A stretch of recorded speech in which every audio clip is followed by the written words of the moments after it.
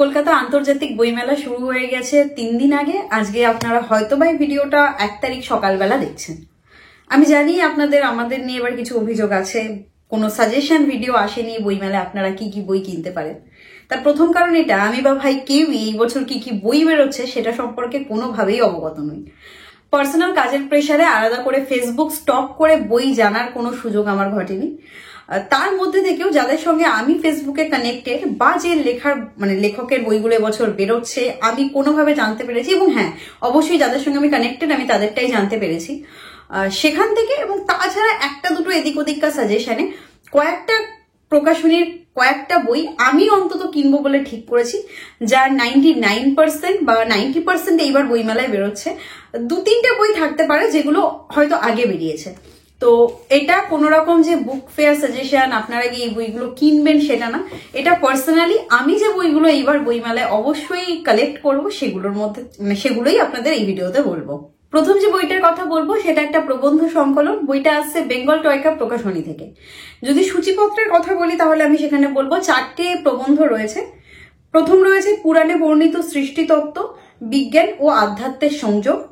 আপনারা বুঝতেই পারছেন আমাদের যে সৃষ্টি তত্ত্ব রয়েছে, ইউনিভার্স রয়েছে, বিগ ব্যাং থিওরি থেকে অনেক কিছু রয়েছে যেখানে পাশ্চাত্য বিজ্ঞানীরা অনেক বড় বড় গবেষণা করেছে, সেটার সঙ্গে আমাদের পুরাণের একটা সংযোগ রয়েছে। বা পুরাণে আমাদের এই যে পুরাণে হিন্দু পুরাণে যেভাবে এই সৃষ্টির তত্ত্বকে ব্যাখ্যা করা হয়েছে তার সঙ্গে মডার্ন সায়েন্সের যে একটা অদ্ভুত সংযোগ সেটাই এই প্রবন্ধে উঠে এসেছে। এরপরে রয়েছে বেদান্ত দর্শনের আলোকে জীবন ও মৃত্যুর রহস্য। এটাও খুবই সুন্দর একটা প্রবন্ধ, এবং আমি আপনাদের এই কারণে বইটা নিয়ে আরো বলতে পারছি কারণ এই বইটার পাণ্ডুলিপি আমার পড়া, সেই জন্যই আমি বলতে পারছি যে এই প্রবন্ধগুলো খুব সুন্দর। এখানে মূলত বেদান্ত যে আলাদা আলাদা স্কুল, তাদের ধারণা এবং সেখান থেকে যেভাবে আমরা জীবন এবং মৃত্যুর রহস্যটাকে দেখাচ্ছে সে সমস্ত কিছু নিয়ে রয়েছে। তারপরে রয়েছে সরস্বতী, নদী রূপা ও দেবতা রূপা। তো আমরা জানি যে সরস্বতী দেবীকে আমরা পুজো করি, আবার সরস্বতী নদীও আছে, এবং সরস্বতী এটাকে নিয়ে অনেক কন্ট্রোভার্সি আছে। কোথাও বলা হয় যে এটা ব্রহ্মার মেয়ে, আবার বলে ব্রহ্মা বিয়েও করেছিল নিজের মেয়েকে। এই সমস্ত কন্ট্রোভার্সি নিয়ে খুব সুন্দর একটা প্রবন্ধ, এবং এটা একটা খুব লাইট প্রবন্ধ। প্রথম দুটো প্রবন্ধের কথা যদি আমি বলি, একটু ডিপ, আপনাকে একটু শান্ত একাগ্র মনে পড়তে হবে, একটু প্রিভিয়াস নলেজ না থাকলেও নলেজ দরকার সেটা না, কিন্তু ম্যাচিওর পাঠক হতে হবে। কিন্তু এই থার্ড প্রবন্ধটা অর্থাৎ সরস্বতী নদীরূপা এবং দেবতারূপা যেরকম পাঠকই হোক না কেন ভীষণ এনজয় করবে। এবং যেটা আমাকে আরো সারপ্রাইজ করেছিল সেটা হচ্ছে এটা 4 নম্বর প্রবন্ধ, সমুদ্র মন্থন, অহং থেকে অমৃতর পথে। সমুদ্র মন্থনই কেন বেছে নেওয়া হলো অমৃতের জন্য? আকাশ হতে পারতো, জঙ্গল হতে পারতো, বা এই যে সমুদ্র এত রহস্যময়, কত কম আমরা ডিসকভার করতে পেরেছি। বা নাসা সমুদ্রকে নিয়ে কি কি গবেষণা করছে বা কি রকম ইনভেস্ট করছে, এবং এখানে যে তথ্যগুলো লেখক দিয়েছেন সেটা এক কথায় অ্যামেজিং, আপনাকে সারপ্রাইজ করবে, আপনাকে এনরিচড করবে। তো এই প্রবন্ধ সংকলনটা আমি তো গিয়ে বইমেলায় ফার্স্ট এটাই সংগ্রহ করব। বেঙ্গল টয়কা প্রকাশনী থেকে আসছে, অরিত চক্রবর্তীর লেখা, মুদ্রিত মূল্য রয়েছে 180 টাকা। তো এটা আমার উইশ লিস্টের ফার্স্ট বই, এবং আমি আবারও বলছি যেহেতু বইটা আমি পার্সোনালি পড়েছি তো আমি হাইলি রেকমেন্ড করবো। যারা একটু সিরিয়াস বই পড়েন, যারা প্রবন্ধ পড়তে ভালোবাসেন তারা অবশ্যই বলুন। এরপরে আমি যে বইটা বলবো সেই বইটা হচ্ছে, আমি এবার একটুখানি নিজের প্রমোশন করে নিই, আমার সম্পাদনে একটা বই আছে নৈরিত প্রকাশনী থেকে। সেই বইটা অতীতের অন্তরালে, যেখানে 19টি আলাদা আলাদা গল্প, প্রবন্ধ এবং একটা ট্রাভেলগ রয়েছে। তো এখানে যেমন বিদেশের প্রেক্ষাপটে রয়েছে তেমন দেশীয় প্রেক্ষাপট, মুঘল টাইম, সুলতানের টাইম, আমাদের চৈতন্য মহাপ্রভুর সময় রয়েছে, আবার ভারতের স্বাধীনতার আগের সময় রয়েছে, 12 ভূঁইয়ার কথা রয়েছে, আবার এমনি একটা ঐতিহাসিক প্রেক্ষাপটের লেখাও গল্প রয়েছে। কখনো ভবানী ঠাকুরের ওই টাইমটাকে কাজে লাগিয়ে লেখা হয়েছে, কখনো রেনেসাসকে কাজে লাগিয়ে, আলেকজান্ডারকে কাজে লাগিয়ে। তো সমস্ত কিছুকে নিয়ে বিভিন্ন গল্পে বিভিন্ন এভাবে ফুটে উঠেছে। এবং তাছাড়া রয়েছে প্রবন্ধ, যেখানে কলকাতা সম্পর্কে প্রবন্ধ আছে, দ্বিতীয় বিশ্বযুদ্ধ সম্পর্কে আছে, মল্লভূম সম্পর্কে আছে, পাল বংশ সম্পর্কে আছে, সাউথ ইন্ডিয়ার আছে, এবং একই সাথে রয়েছে একটা ট্রাভেলগ যেটা হচ্ছে মুর্শিদাবাদের কিরিটেশ্বরী মন্দির। আমরা শুধু এটুকুই জানি কারণ 2 বছর আগে বোধহয় এটা বেস্ট পর্যটন গ্রাম হয়েছিল। তো সেটার পরে কিন্তু এর যে একটা ইতিহাস রয়েছে সেখানেরও মুর্শিদাবাদ যে সিরাজউদ্দৌলা বাদেও একটা ইতিহাস আছে সেটাও জানা যাবে। বইটা সংকলন এই গল্পগুলো কালেক্ট করার কাজ যেহেতু আমি করেছি, প্রত্যেকটা গল্প যেহেতু আমি পড়েছি তাই আমি জানি, এবং আমার পছন্দ বলেই গল্পগুলো এখানে রয়েছে। প্রত্যেকটা গল্প হয়তো ভীষণ আনএক্সপেক্টেড কিছু না, কিন্তু এমন গল্পগুলো যেগুলো পড়লে আপনি কখনোই হতাশ হবেন না, এবং ইতিহাস পছন্দ করে থাকলে এই গল্প সংকলনটা আপনারা অবশ্যই সংগ্রহ করতে পারেন। নৈরিক প্রকাশনী থেকে এই বইটা পাওয়া যাবে। লিটিল ম্যাগাজিন প্যাভিলিয়নে রয়েছে 45 নম্বর টেবিলে। এটা তো গেল আমার সম্পাদনার বই, এটা আমি কিনবো না, সম্পাদক হিসাবে আমি একটা কপি পাবো। আর যেটা আমি কিনবো নৈরিক থেকে সেটা হচ্ছে স্মৃতিপটে তিলোত্তমা, পূর্বাশা ভট্টাচার্যের সম্পাদনায় আসছে 12টা গল্প, যেখানে কলকাতা উঠে এসেছে কোনোভাবে, এবং ফরচুনেটলি আমার একটা লেখা ওই মানে সংকলনটাই রয়েছে। তো আমি সেটার জন্য কখনোই কিনেছি না, আমি আমার নিজের লেখাটা পড়েছি, কিন্তু বাকি যে 11টা লেখা সেটার জন্য লিখবো, কারণ পূর্বাশা ভট্টাচার্য যে সম্পাদক তিনি ভালো লেখেন এবং তার লেখার পোটেনশিয়াল আমি জানি। এরপরে আমি যে বইটা নিয়ে কথা বলবো সেটা হলো মিথিল ভট্টাচার্যের বই আহ্বান।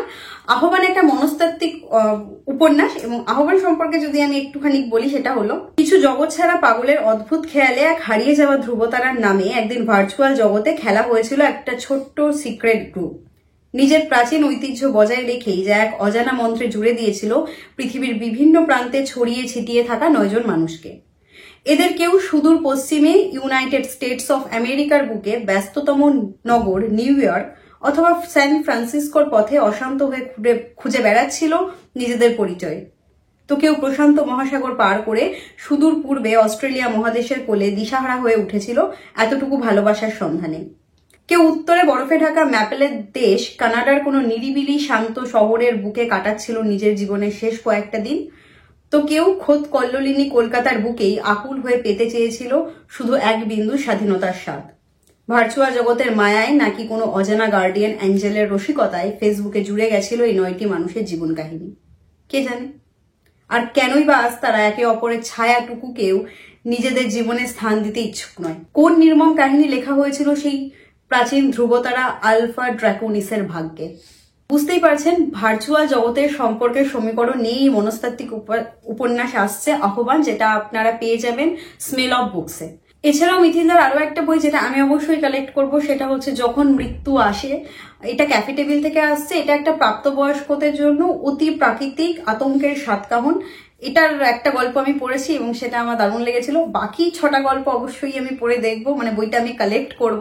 তো এই দুটো বই আমি অবশ্যই কিনবো। এটা ক্যাফে টেবিল থেকে। মূলত আপনারা নাম শুনেই বুঝতে পারছেন, মৃত্যু এর সঙ্গে কানেক্টেড, অতি প্রাকৃত কানেক্টেড, বা ডার্ক সাইডটা কানেক্টেড। যাদের ডার্ক ফ্যান্টাসি বলতে পারেন বা অতি প্রাকৃতিক পড়তে ভালো লাগে তারা অবশ্যই কালেক্ট করতে পারেন। এরপর আবার আমি আসি আমার একটু পছন্দের জায়গায়, সেটা হচ্ছে ঐতিহাসিকে। অভিক মুখোপাধ্যায়ের ঐতিহাসিক উপন্যাস আসছে নাদির শাহ থেমে গেলেন। আমি অভিক মুখোপাধ্যায়ের ফেসবুক ওয়াল থেকে একটুখানি পড়ে শোনাচ্ছি। ভারতের পশ্চিম সীমান্তে কালবৈশাখীর করাল মেঘের মতো নাদির শাহের আবির্ভাব ঘটেছে, আর 2-3 দিনের মধ্যেই ঝড় হয়ে সে আছড়ে পড়বে দিল্লির বুকে। দিল্লির শাসক মোহাম্মদ শাহ রঙ্গিলার সেদিকে বিশেষ নজর নেই, কিন্তু হুকুমতের দায় শুধুমাত্র বাদশাহ আলমের নয়, নেপথ্যে থাকা হাকিম আলমরাও দেশের প্রতি দায়বদ্ধ। রঙ্গিলার উজিররা অবশ্য সবাই সুযোগ সন্ধানী। তারা নাদিরের সঙ্গে যুদ্ধে জড়াতে নারাজ। নিয়ম রক্ষা গোছের কথা বলে দিল যে নাদির দিল্লি আক্রমণকে যদি আরো 10 দিন পিছিয়ে দেওয়া যায় তাহলে একটা বন্দোবস্ত করা যাবে। হিন্দুস্থানকে রক্ষা করার মরণপণ চেষ্টায় এগিয়ে এলেন এক নির্ভীক বৃদ্ধ জাসুস। সঙ্গে আছে তার 3 সুযোগ্য শিষ্য, প্রত্যেকের বুকে অদম্য সাহস, মস্তিষ্ক ক্ষুরাধার। গুরুর অভিজ্ঞতার সঙ্গে শিষ্যদের তারুণ্যের মিশেলে তৈরি হলো হিমালয় সমান প্রাচীর। পারবে কি তারা নাদিরকে অন্তত 10টা দিনের জন্য থামাতে? মূলত নাদির শাহ ভারতের উপর যে বারবার আক্রমণ করেছিলেন এবং ভারত থেকে যে পরিমাণ ধনসম্পত্তি লুণ্ঠন হয়েছিল, ভারতের মানুষের যে পরিমাণ ক্ষতি হয়েছিল, সেই আখ্যানটা আমরা কম বেশি জানি, কিন্তু এই আখ্যানটা হয়তো আমরা অনেকেই জানি না। এবং অভিকদা যার লেখার বা ঐতিহাসিক লেখার আমি একজন গুণমুগ্ধ ভক্ত, অভিকদার নন ফিকশনের আমি ভীষণ বড় একজন ভক্ত, তাই এই বইটা মিস করার কথা আমি ভাবতেও পারছি না। পত্রভারতী থেকে এই বইটা প্রকাশিত হবে। পত্রভারতী থেকে এছাড়াও দাদার একটা বই আছে সূর্য বিনোদিনী, যেটা কোনার্ক টেম্পলকে নিয়ে, এবং সেই বইটাও আমার কাছে অলরেডি আছে। আনফর্চুনেটলি পড়া হয়নি, পড়ে ফেলবো খুব তাড়াতাড়ি।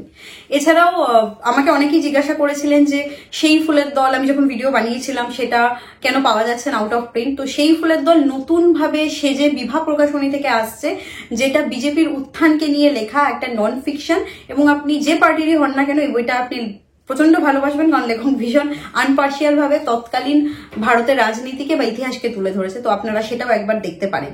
কল্লোল লাহিড়ীর লেখা ঘুমিয়ে পড়ার আগে মিত্র এবং ঘোষ থেকে প্রকাশিত হচ্ছে এই বইটা আমার উইশ লিস্টে আছে। সূর্যের জীবন জুড়ে ছিল তার ঠাম্মার রূপকথার গল্প, সোনার কাঠি রূপোর কাঠি ছোঁয়ায় ঘুমন্ত রাজকন্যাকে জাগিয়ে দেওয়ার স্বপ্ন।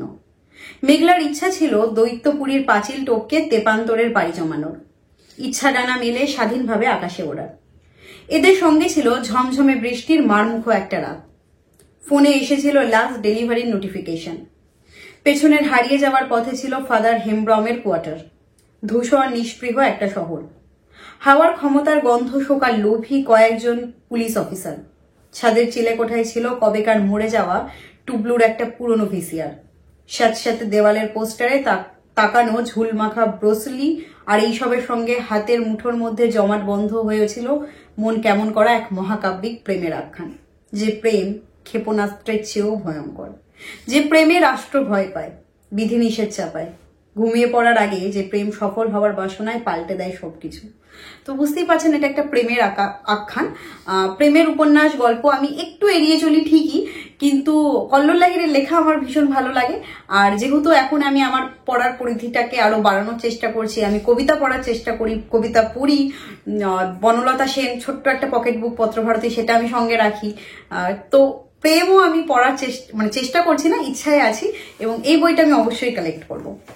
এরপরে আমি একটা বই কালেক্ট করব, সেটা হচ্ছে অভিজ্ঞান গাঙ্গুলির লেখা একদা আর্যাবতে, বুকফার্ম থেকে প্রকাশিত হয়। এ গল্প প্রাচীন ভারতের, এ গল্প ইতিহাসের, এ গল্প চাণক্যের উত্থানের, চন্দ্রগুপ্ত সম্রাট হয়ে ওঠার, সাম্রাজ্য পতন ও পত্তনের গল্প। এ গল্প আমত্ত রাক্ষসের, সুভাষিনীর এবং অবশ্যই আচার্য শকুনির। এবার গোয়েন্দা কাহিনী নয়, সবকিছু শুরুর কথা আপনাদের শোনাতে আসছে চাণক্য সিরিজের স্পিন অফ ঐতিহাসিক কাহিনী একদা আর্যাবতে।